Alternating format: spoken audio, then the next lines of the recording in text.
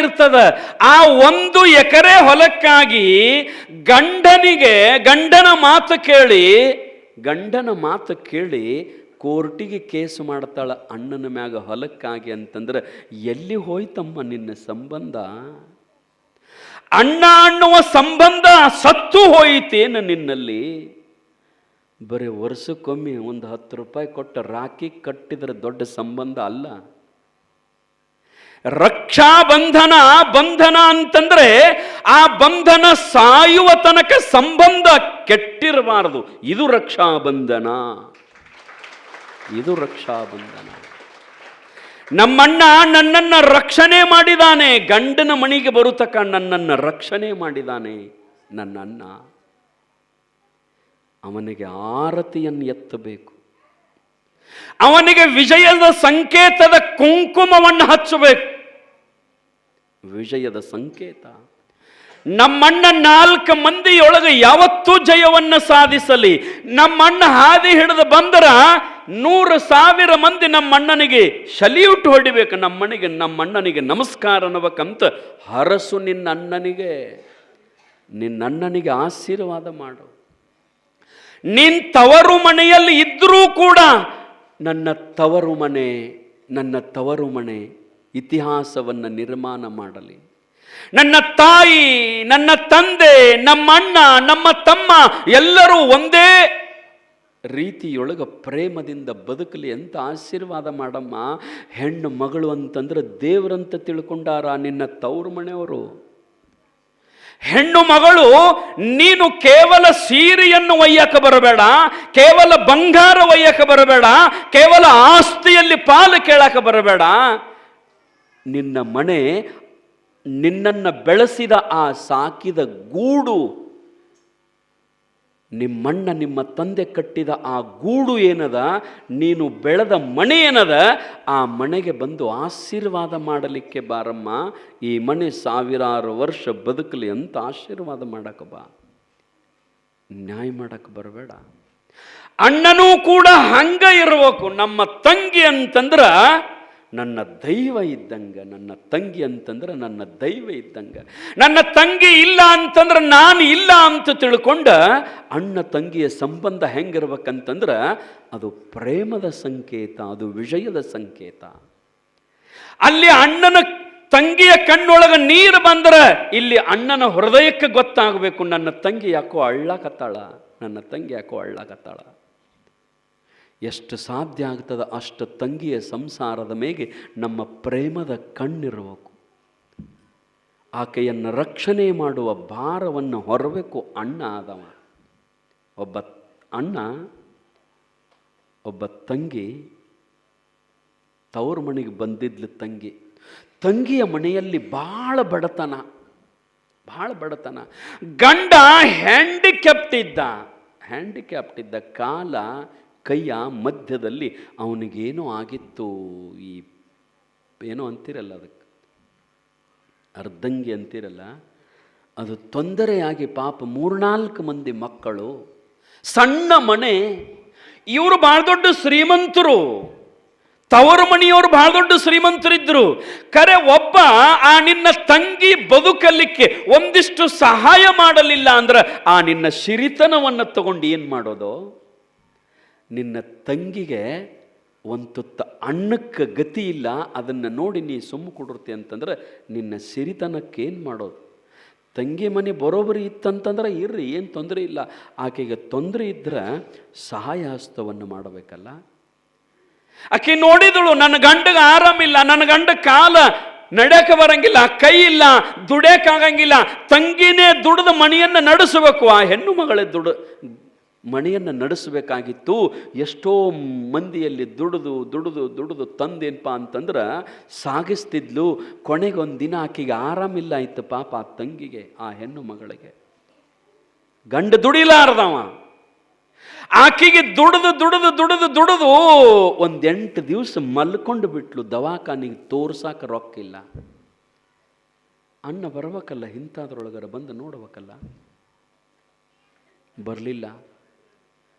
ಮಕ್ಕಳಿಗೆ ಮನೆಯಲ್ಲಿ ತಿನ್ನಕ ಅನ್ನಕ್ಕೆ ಗತಿ ಇಲ್ಲ ಆಯಿತು. ಈಕೆ ದುಡಿಲಿಲ್ಲ, ಪಗಾರ ಬರಲಿಲ್ಲ, ಮನೆಯೊಳಗೇನೂ ಇಲ್ಲ, ಹೊಲ ಇಲ್ಲ, ಇನ್ನೊಬ್ಬರಲ್ಲಿ ದುಡಿಲಿಲ್ಲ.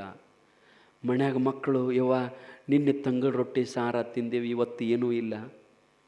ಒಂದಿನ ಗಂಜಿ ಕಾಸು ಕೊಟ್ಲು. ಬರೇ ಜೋಳದ ಹಿಟ್ಟ ಒಂದಿಟ್ಟು ಅದಟ್ಟಿದಟ್ಟು ಹಾಕಿ ಗಂಜಿ ಮಾಡಿ ಕೊಟ್ಲು ಗಂಡನಿಗೆ, ಮಕ್ಕಳಿಗೆ. 4 ಮಕ್ಕಳು. ಗಂಜಿನ ಅಂಬಲಿನ ಕೊಟ್ಟು 2-3 ದಿವಸ ಸಾಗಿಸಿದ್ಲು. ಹಿಟ್ಟುನು ಆಯಿತು. ಅವ್ವ ಹಿಟ್ಟುನು ಆಯ್ತಲ್ಲ, ಗಂಜಿಗೂ ಗತಿ ಇಲ್ಲ, ಹೆಂಗೆ ಮಾಡ್ಬೇಕಂತಂದಾಗ ಆ ಹೆಣ್ಮಗಳು ದಾರಿ ನೋಡಿದ್ಲು. ನಮ್ಮಣ್ಣ ಬರ್ತಾನ, ನನಗೆ ಆರಾಮಿಲ್ಲ ಅಂದ್ರೆ ನೋಡಕ್ಕೆ ಬರ್ತಾನೆ ನಮ್ಮಣ್ಣ. ನನ್ನ ತಾಯಿ ಸತ್ತಿದ್ದಾಳೆ, ನಮ್ಮಣ್ಣ ನಮ್ಮ ತಂದೆ ಇದ್ದಂಗ, ನನ್ನನ್ನು ನೋಡಕ್ಕೆ ಬರ್ತಾನಂತೂ ಎಷ್ಟೋ ದಿನ ದಾರಿ ಕಾದರೂ ಬರಲಿಲ್ಲ ಅಣ್ಣ. ಕೊನೆಗಿನ್ನು ಮಂದಿನ ಕೇಳುವುದೇನತ್ತಂತ ತಿಳ್ಕೊಂಡು ಆರಾಮಿಲ್ಲದ ಆ ಹೆಣ್ಣು ಮಗಳು ತಾನೇ ಬಂದ್ಲು. ಅಣ್ಣನ ಕಡೆ ಒಂದಿಟ್ಟು ಏನಾದರೂ ಸಹಾಯ ಕೇಳ್ಬೇಕಂತೇಳಿ, ಸಹಾಯ ಕೇಳ್ಬೇಕಂತ ಮಕ್ಕಳನ್ನು ಕರ್ಕೊಂಡು ಗಂಡನ ಅಲ್ಲೇ ಬಿಟ್ಟು ನಾಳೆ ಬರ್ತಾನಂತ ಹೇಳಿ 4 ಮಕ್ಕಳನ್ನು ಕರ್ಕೊಂಡು ಆರಾಮಿಲ್ಲದ ಹೆಣ್ಣು ಮಗಳು ಅಣ್ಣನ ಮನೆಗೆ ಬಂದ್ಲು. ಬಂದ ಮನೆಯೊಳಗೆ ಉಳಿದ ಮಾತಾಡಿಸಿದ, ಆರಾಮದೇನುವ ಹಂಗೆ ಹಿಂಗೆ ಅಂದ. ಸಾಯಂಕಾಲ ತನಕ ಊಟ ಮಾಡಿದ್ರು, ಏನೂ ಕೇಳಲಿಲ್ಲ. ಆರಾಮದಿ ಇಲ್ಲ, ನಿನ್ನ ಗಂಡ ಹೆಂಗೆ, ಮಣ್ತನ ಹೆಂಗೆ, ಏನು ಕೇಳಲಿಲ್ಲ. ಕೊನೆಗೆ ಸಾಯಂಕಾಲ 5 ಗಂಟೆಗೆ ಹೋಗ್ಬೇಕು ಅನ್ನಿಸ್ತಲ್ಲ. ಯಾಕೆ ಗಂಡನ ಬಿಟ್ಟು ಬಂದಿದ್ಲು ಮನೆಯೊಳಗೆ, ಏನೂ ಇಲ್ಲ ಗಂಡನಿಗೆ. ಹೋಗಾಕ ತಯಾರಾಗಿ, ನನ್ನ ನನ್ನ ಅಮ್ಮಣ್ಣ ಏನಾರ ಕೊಡ್ತಾನಂತ ನಾ ಮಾಡೀನಿ, ಏನೂ ಕೊಡಂಗೆ ಕಾಣಲಿಲ್ಲ. ಅದಕ್ಕಿನ್ನ ನಾನು ಬಾಯಿ ಬಿಟ್ಟು ಕೇಳ್ಬೇಕಂಥೇಳಿ, ಅಣ್ಣ 8 ದಿವಸ ಆಯಿತು ಮಕ್ಕಳಿಗೆ ರೊಟ್ಟಿ ಇಲ್ಲ, ಮಕ್ಕಳಿಗೆ ರೊಟ್ಟಿ ಮಾಡಿ ಹಾಕಿಲ್ಲ, 3 ದಿನ ಅಂಬಲಿ ಕುಡಿಸೀನಿ ಅಣ್ಣ, ಮನೆಯೊಳಗೆ ಒಂದಿಷ್ಟು ಜೋಳ ಇಲ್ಲ. ಅಣ್ಣಂದು 100 ಎಕರೆ ಜೋಳದ ಹೊಲ, 100 ಎಕರೆ ಜೋಳದ ಹೊಲ, 30 ಹಗೆ ತುಂಬಿದ್ರಿ. ಯಾರು? ಅಣ್ಣ. 30 ಹಗೆ, ಜ್ವಾಳದ ಹಗೆ ತುಂಬಿದ್ದು. ಹಿಂದಿನ ಕಾಲದಾಗ ಜ್ವಾಳ ಬೆಳೆದು ಹಗೆದಾಗ ತುಂಬುತ್ತಿದ್ರು. ಒಂದೊಂದು ಹಗೆ 100 ಚೀಲ 50 ಚೀಲ ಹಿಡಿಯುವಂಥವು ಹಗೆಗಳು ತುಂಬಿ ಬಾಯಿ ಮುಚ್ಚಿದ್ದ 30 ಹಗೆ ತುಂಬಿದ್ದಿಂತಾವು. ತಂಗಿ, ನಮ್ಮ ಅಣ್ಣಗೆ ಏನು ಕಡಿಮೆದ ಜ್ವಾಳ, ಹಾಗೆ ತುಂಬ್ಯಾನ ಸಾಕಟ್ಟು, ಏನೂ ಬೇಡಲಿಲ್ಲಕ್ಕಿ. ನನಗೆ ಬಡತನ ಬಂದದ ಅಣ್ಣ, 1 ಲಕ್ಷ ರೂಪಾಯಿ ಕೊಡು, ನನ್ನ ಮನೆತನ ಸುಧಾರಣೆ ಮಾಡ್ಕೋತಾನಂತ ಕೇಳಿಲ್ಲ ತಂಗಿ ಕೇಳಿದ್ದೇನು, ನನ್ನ ಮಕ್ಕಳಿಗೆ ಆಹಾರ, ಊಟ, ರೊಟ್ಟಿ ಸಾಕು, ನನ್ನ ಮಕ್ಕಳಿಗೆ ರೊಟ್ಟಿ ಆದರೆ ಸಾಕಣ್ಣ ಅಂತ ತಿಳ್ಕೊಂಡು ಏನು ಮಾಡಿದ್ಲು ಅಂತಂದ್ರೆ, ಬಹುತೇಕ ಅವತ್ತು ರಕ್ಷಾ ಬಂಧನನೇ ಇತ್ತು. ನಮ್ಮ ಅಣ್ಣನಿಗೆ ರಾಖಿ ಕಟ್ಟು ನೆವದಿಂದ ಹೋಗ್ಬೇಕು ನಾನು. ಪ್ರಾಮಾಣಿಕ ಹೆಣ್ಣು ಮಕ್ಕಳು, ಸ್ವಾಭಿಮಾನದ ಹೆಣ್ಣು ಮಕ್ಕಳು ಸೋಲೋದಿಲ್ಲ. ನನ್ನ ಗಂಡನ ಮನೆಯೊಳಗೆ ಕಷ್ಟ ಅದ ಅಂತಂದ್ರು ನಾನು ಇಲ್ಲೇ ಸಾಯ್ತೀನಿ.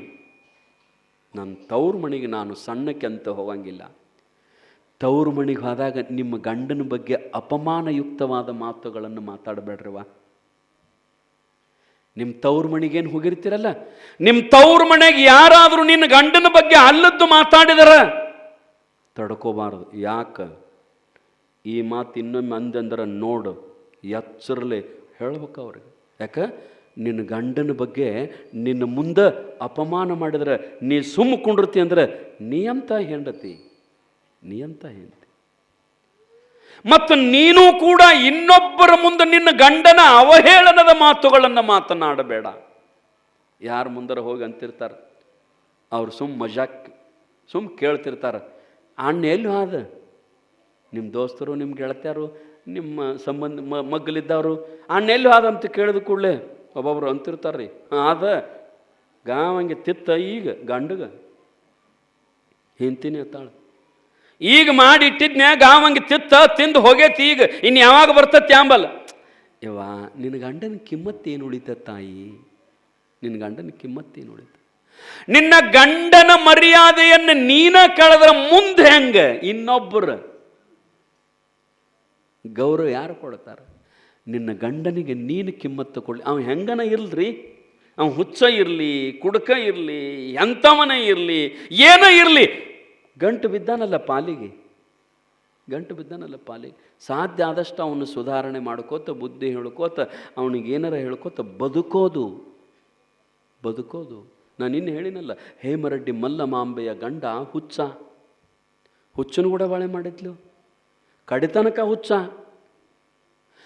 ಹುಚ್ಚು ಹಿಡಿದ ಗಂಡನ ಹುಚ್ಚನ್ನು ಮದುವೆ ಮಾಡಿಕೊಂಡು, ಹುಚ್ಚು ಗಂಡನ ಮದುವೆ ಮಾಡಿಕೊಂಡು ಭಕ್ತಿ ಮಾಡಿ ಪರಮಾತ್ಮನನ್ನು ಒಲಿಸಿಕೊಂಡು ಹುಚ್ಚು ಗಂಡಿದ್ದವನ್ನ ದೇವರ ಆಶೀರ್ವಾದ ಮಾಡಿಸಿ ಶಾನೆ ಮಾಡಿದ್ಲು. ಹುಚ್ಚು ಗಂಡನ್ನು ಶಾನೆ ಮಾಡಿದ್ಲು. ಈಗಿನ ಮಂದಿ ಶಾನೆ ಇದ್ದ ಗಂಡನ ಹುಚ್ಚಿಡಿಸ್ತಾರ್ರಿ. ಇಲ್ಲಿ ಅವ್ರಲ್ರೇ, ಮತ್ತು ಅತ್ತಾಗಿನವ್ರು, ಹಳ್ಳಿ ಮಟ್ಟ ಅವರಲ್ಲ. ಶಾನೆ ಇದ್ದ ಗಂಡ ತಲೆ ಕೆಟ್ಟು ಹೋಗತ್ ನಿಮ್ಮ ಕೈಯಾಗ, ಹುಚ್ಚು ಹಿಡಿದು ಹೋಗತ್ ನಿಮ್ಮ ಕೈಯಾಗ. ಹಂಗಾಗಬಾರ್ದು. ಆ ಹೆಣ್ಣು ಮಗಳು ರಕ್ಷಾಬಂಧನ ಇತ್ತು ಕಾಮ್ತದ, ರಕ್ಷಾಬಂಧನಕ್ಕೆ ನೆವ ಮಾಡಿ ಅಣ್ಣನಿಗೆ ರಕ್ಷಾಬಂಧನ ಕಟ್ಟಿ ಅವನಿಗೆ ರಾಖಿ ಕಟ್ಟಿ ನಾನು ಹೋಗ್ಬೇಕು. ಹೋದ ನಂತರ ರಾಖಿ ಕಟ್ಟಾಕ ಹೋಗಿ ಒಂದಿಷ್ಟು ನನ್ನ ಜ್ವಾಳ ಇಸ್ಕೊಂಡು ಬರ್ಬೇಕಂತ ನೆವ ಮಾಡ್ಕೊಂಡು ಬಂದ್ಲು. ಹಂಗೆ ಬರಬಾರ್ದಂಥೇಳಿ ಬಂದು ರಕ್ಷಾಬಂಧನ ದಿನ ಅವನಿಗೆ ರಾಖಿ ಕಟ್ಟಿದ್ಲು, ಆರತಿ ಬೆಳಗಿದ್ಲು. ಮನಸ್ಸಿನಾಗ ಅಂದ್ಲು ಪಾಪಕ್ಕೆ ತಂಗಿ, ನನ್ನ ಅಣ್ಣ ಯಾವತ್ತೂ ಜಯವನ್ನು ಸಾಧಿಸಲಿ, ನನ್ನ ಅಣ್ಣ ಎಲ್ಲಿ ಹೊಕ್ಕಾನ ಅವಾಗ ಗೆಲುವಾಗಲಿ, ನನ್ನ ಅಣ್ಣನ ಮನೆಯೊಳಗೆ ಬಂಗಾರದ ಹೊಗೆ ಹಾಯಲಿ, ನನ್ನ ಅಣ್ಣನ ಮನೆಯೊಳಗೆ ಯಾವುದಕ್ಕೂ ಕಡಿಮೆ ಆಗಬಾರ್ದಂತ ಆರತಿ ಮಾಡುವಾಗ ಅವನಿಗೆ ಆಶೀರ್ವಾದ ಮಾಡಿ ಕುಂಕುಮ ತಿಲಕವನ್ನಿಟ್ಟು ಆಶೀರ್ವಾದ ಮಾಡಿ ಒಂದಿಷ್ಟು ಅಕ್ಷತೆಯನ್ನು ತಗೊಂಡು ಅವನ ತಲೆ ಮೇಲೆ ಹಾಕಿದ್ಲು. ನಂತರ ಪದ್ಧತಿ ಅದ ನೋಡ್ರಿ, ಆರತಿ ಮಾಡಿದ ಕೂಡಲೇ ಏನಾರ ಒಂದಿಷ್ಟು ರೂಪಾಯಿ ಇಡ್ತಾರೆ, ರೊಕ್ಕ ಇಡ್ತಾರೆ ನೋಡ್ರಿ. ಆಕೆ ಹೇಳಿದ್ಲು, ನನಗೆ ರೊಕ್ಕ ಬೇಡ, ರೊಕ್ಕ ಇಡಬೇಡ, ನನ್ನ ಬಡತನದ ಮನೆ, ನನ್ನ ಗಂಡಗೆ ಅರ್ಧಂಗಿ ಆದದ, ದುಡಂಗಿಲ್ಲ, ನಾನು ದುಡ್ಯಕ್ಕೆ ಹೋಗ್ತೀನಿ, ನನಗೆ ಆರಾಮಿಲ್ಲದಕ್ಕೆ ತೊಡೆ ದಿವಸ ನನ್ನ ಮನೆಯೊಳಗೆ ಜ್ವಾಳಿಲ್ಲ, ನನ್ನ ಮಕ್ಕಳು ರೊಟ್ಟಿ ತಿಂದು ಎಷ್ಟೋ ದಿನ ಆಯಿತು, ಅಂಬಲಿ ಕುಡಿಯಾಗತ್ತವ, ಒಂದಿಷ್ಟು ಜ್ವಾಳ ಕೊಟ್ಟು ಬಿಡನ್ನ ಸಾಕಂದ್ಲು.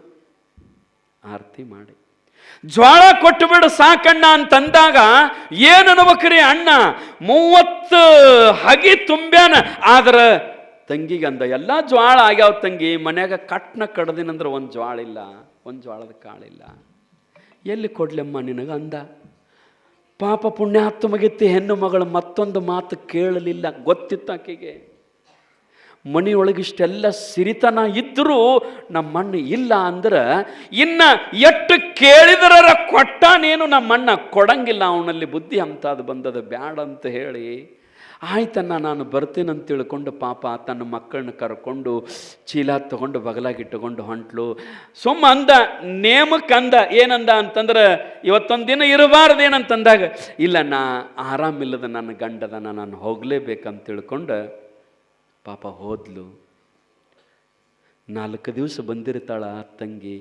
ಅಣ್ಣನ ಹೆಂಡ್ರು ಆಕಿನ ಚಂದ ಇಟ್ಕೋಬೇಕು, ಯಾಕಂದ್ರೆ ಗಂಡನ ಮನೆಯೊಳಗೆ ಆಕಿ ಏನೈತೋ ಏನಿಲ್ಲೋ ಏನು ಗೊತ್ತಾ, ಏನು ಅತ್ತಿ ಕಾಡ್ತಾಳೋ ಮಾವು ಕಾಡ್ತಾನೋ ಏನು ಕಾಡ್ತಾಳೋ. ಕೆಲವೊಂದು ಹೆಣ್ಣು ಮಕ್ಕಳು ಅವ್ಗ ಅಪ್ಪಗ ಪೋಣಿಸದೆ ಹಚ್ಚಂಗಿಲ್ಲ ಹೆಣ್ಣು ಮಕ್ಕಳು, ಯಾಕಂದ್ರೆ ನನ್ನ ಮನ್ಯಾಗ ನನ್ನ ಗಂಡ ಕಾಡ್ತಾನೆ, ನಮ್ಮ ಮಾವು ಕಾಡ್ತಾನೆ, ಅತ್ತಿ ಕಾಡ್ತಾಳಂತ ಏನಾದರೂ ಅಂದ್ರೆ ನಮ್ಮವ್ವ ಅಪ್ಪ ಚಿಂತೆ ಮಾಡಿ ಸ್ವರಿಗೆ ಸತ್ತಗಿತ್ತಾವಂತ ತಿಳ್ಕೊಂಡು ಪಾಪ ಕೆಲವೊಬ್ಬ ಹೆಣ್ಣು ಮಗಳು ಫೋನ್ ಹಚ್ಚಿ, ಯವ್ವ ಆರಾಮದಿ, ಯಪ್ಪ ಆರಾಮದಿ, ಮತ್ತು ನೀನು, ನಾನು ಆರಾಮದನ್ಯವ ಅಂತ ಅಳ್ಕೋ ಅಂತ ಹೇಳ್ತಾರೆ. ಕರೆ ಹತ್ತದ್ದು ಗೊತ್ತಾಗಂಗಿಲ್ಲ ಪಾಪ. ಹೆಣ್ಣು ಮಕ್ಕಳು ಅಂಥವರು ಇರ್ತಾರೆ ಪಾಪ. ಆ ಹೆಣ್ಣು ಮಗಳು ಏನೂ ಅನ್ಲಿಲ್ಲ. ಏನು ಮಾಡಿದ್ಲು ಅಂತಂದ್ರೆ, ಅಣ್ಣ ನಾನು ಹೋಗ್ತೇನೆ ಅಂತ ತಿಳ್ಕೊಂಡು 4 ಮಕ್ಕಳನ್ನು ಗೋಳೆ ಹಾಕ್ಕೊಂಡು ದಾರಿ ಹಿಡಿದ್ಲು, ಹೋದ್ಲು. ಹೋಗಿ ಮತ್ತೆ ಏನೋ ಮಾಡ್ಕೊಂತ ಅಲ್ಲೆರಡು ಜೋಳ ಕಡಾಯಿಸ್ಕೊಂಡು ಇಲ್ಲೆರಡು ಜೋಳ ಕಡಾಯಿಸ್ಕೊಂಡು ಬೀಸ್ಕೊಂತ ನಡೆದ್ಲು. ಇವ ಏನು ಮಾಡಿದ ಅಂತಂದ್ರೆ, ಜೋಳದ ರೇಟ್ ಏರದ ಮಾರ್ಬೇಕಂತ ತಿಳ್ಕೊಂಡು ಜೋಳದ ಹಗಿ ತೆಗೆದು ನೋಡ್ಬೇಕಂತ ತಿಳ್ಕೊಂಡು ಫುಲ್ಲು ಜೋಳ ರೀ, ಏನು ಮ್ಯಾಲ ಕಲ್ಲು ಹಾಕಿರ್ತಾರಲ್ಲ ಹಗಿಗೆ, ಆ ಕಲ್ಲಿಗೆ 10 ಅಂಗ ಜೋಳ ತುಂಬಿದ್ದ 30 ಹಗಿ. ಜ್ವಾಳ ಮಾರಬೇಕಂತ ತಿಳ್ಕೊಂಡು ಹಗಿ ತೆಗಿಬೇಕಂತೇಳಿ ಬಂದು ಒಂದು ಹಗಿ ತೆಗೆದು ನೋಡ್ದ, 100 ಚೀಲ ಇದ್ದದ ಜ್ವಾಳ ಬರೇ ಒಂದೊಂದು ಹಗೆದಾಗ 3 ಚೀಲ ತಾನೇ ತುಂಬ್ಯಾನ. ತಾನೇ ತುಂಬಿದ 100 ಚೀಲ ಹೋಗಿ ಬರೇ ಹಗೇಕ 3 ಚೀಲಿದ್ದು. ಅವ ಅಂದ, ಹಂಗಂದ, 30 ಹಾಗೇಕ 100 ಚೀಲ. ಈಗ ತೆಗೆದು ನೋಡ್ತಾನೆ 3 ಚೀಲ. ಅವನಿಗೆ ಗೊತ್ತಾಯಿತು, ನನ್ನ ತಂಗಿ ಶಾಪ ಹಾಕಿ ಹೋಗಾಳೆ ಆಂಬಲಿಯಲ್ಲಿ, ನನ್ನ ತಂಗಿಗೆ ಒಂದು ಕಾಳು ಜ್ವಾಳ ಕೊಡಲಿಲ್ಲ ಅಂಥೇಳಿ ಬಡ ಬಡ ಆಳಿನ ಕಡೆ ಹಾಗೆ ಮುಚ್ಚಿಸಿ ಏನು ಮಾಡಿದ ಅಂತಂದ್ರೆ ಸೀದಾ ತಂಗಿ ಮನೆಗೆ ಓಡಿ ಹೋದ. ತಂಗಿ ಮನೆಗೆ ಓಡಿ ಹೋಗಿ ತಂಗಿ ಅಂದ. ಆಕೆಗೆ ಇಷ್ಟು ಖುಷಿ ಆಯಿತು, ನಮ್ಮಣ್ಣ ಎಂದೂ ಬಂದವಲ್ಲ. ಯಾಕ ಶಿರಿತನದ ಸೊಕ್ಕಿನಲ್ಲಿ ಮೆರೀತಿದ್ದ, ಕಾರಿನಲ್ಲಿ ಮೆರೀತಿದ್ದ. ತಂಗಿ ಬಸ್ನಾಗ ಬರ್ತಿದ್ಲು, ಸೊಕ್ಕಿನಲ್ಲಿದ್ದ. ತಂಗಿ ಮನೆಗೆ ಹೋಗಿದ್ದಿಲ್ಲ, ಓಡಿ ಬಂದ. ಅಣ್ಣ ನನ್ನ ಮನೆಗೆ ಬಂದೆ ಎಲ್ಲಪ್ಪ, ಭಾಳ ಚಲೋ ಆಯ್ತು ಅಂತ ತಿಳ್ಕೊಂಡು ಅಣ್ಣನಿಗೆ ಚಾ ಮಾಡ್ಬೇಕಂದ್ರೆ ಮನ್ಯಾಗ ಸಕ್ಕರಿಲ್ಲ, ಹಾಲಿಲ್ಲ. ನಾ ಚಾ ಮಾಡ್ತಾನಂತ ಸುಮ್ಮ ಅಂದ್ಲು. ಅವ ಅಂದ, ಬ್ಯಾಡವ ನೀನು ಏನೂ ಮಾಡಬೇಡ, ಒಟ್ಟು ನೀ ನಮ್ಮ ಮನೆಗೆ ಬಾ ತಂಗಿ. ನಮ್ಮ ಮಣ್ಣೆ ಬಂದು ಹೋಗಿನಿಲ್ಲ. ಇಲ್ಲ, ನಾನು ಮರತ್ನಿ ತಂಗಿ, ಹಾಗೆ ಪೂಜೆ ಮಾಡೋದಿತ್ತು, ನಾನು ಮರತ್ನಿ ಅಟ, ಹಾಗೆ ಪೂಜೆ ಮಾಡಬಾರವ, ಹಾಗೆ ಓಪನ್ ಮಾಡೋದದ ಅಂತಂದಾಗ, ಹಾಗೆ ಅಂದ್ರೆ ಗೊತ್ತಾಗತ್ತಿಲ್ಲ ನಿಮಗೆ. ಮತ್ತೆ ಕೆಲವೊಂದು ಮಂದಿಗೆ ಗೊತ್ತಾಗಂಗಿಲ್ಲ. ಈಗ ಅದಕ್ಕತ್ತ ನಾನು ಈಗಿನ ಮಂದಿಗೆ ಗೊತ್ತಾಗಂಗಿಲ್ಲ ಹಾಗೆ ಅಂತ ತಿಳ್ಕೊಂಡು. ಹಾಗೆ ಅಂದ್ರೆ ದೊಡ್ಡ ದೊಡ್ಡ ತೆಗ್ಗಿರ್ತಿದ್ದರೆ, ಅವು ತೆಗ್ಗಿ ಹೆಂಗೆ ಇರ್ತಿದ್ವು ಅಂದ್ರೆ ಒಳಗಾಗಲಿರ್ತಿದ್ರು, ಬರ್ಬರ್ತಾ ಹತ್ತಿರ್ತಿದ್ವು. ಅವು ಒಂದೈಟು ಗುಂಡು ಕಲ್ಲು ಮುಚ್ಚುವಂಗೆ ಹಾಗೆ ಇರ್ತಿದ್ವು. ಒಂದೊಂದು 100 ಚೀಲ 50 ಚೀಲ 20 ಚೀಲ ಜೋಳ ಹಿಡಿಯುವಂಥ ಹಾಗೆ ಇರ್ತಿದ್ವು.